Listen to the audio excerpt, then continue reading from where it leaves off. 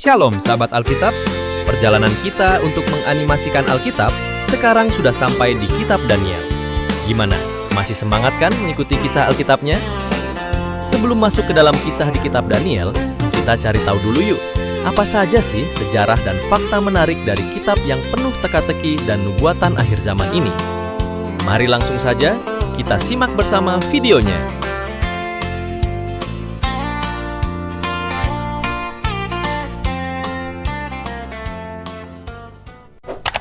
1.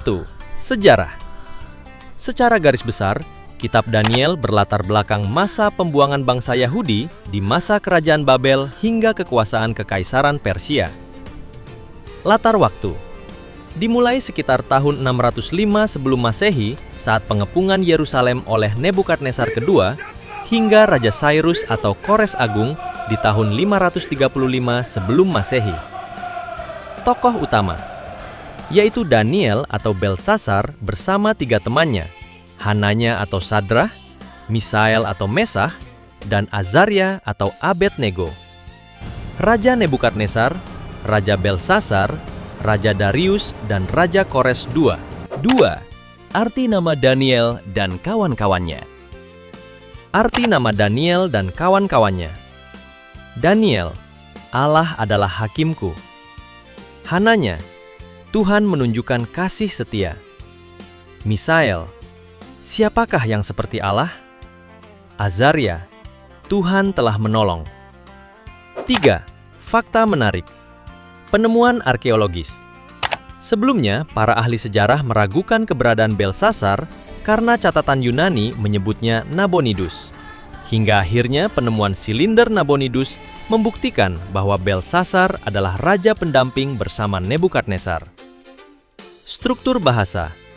Kitab Daniel mempunyai struktur bahasa yang unik karena ditulis dalam 2 bahasa. Bagian awal dan akhir menggunakan bahasa Ibrani, sedangkan bagian tengah dari Daniel 2 ayat 4 hingga 7 ayat 28 ditulis dalam bahasa Aram, bahasa diploma internasional pada masa itu. Nubuata akhir zaman. Kitab ini memiliki berbagai petunjuk angka dan lambang tentang nubuatan akhir zaman, yang beberapa bahkan sudah digenapi, seperti kejatuhan Babel dan munculnya kerajaan-kerajaan sesudahnya seperti Persia, Yunani, dan Romawi.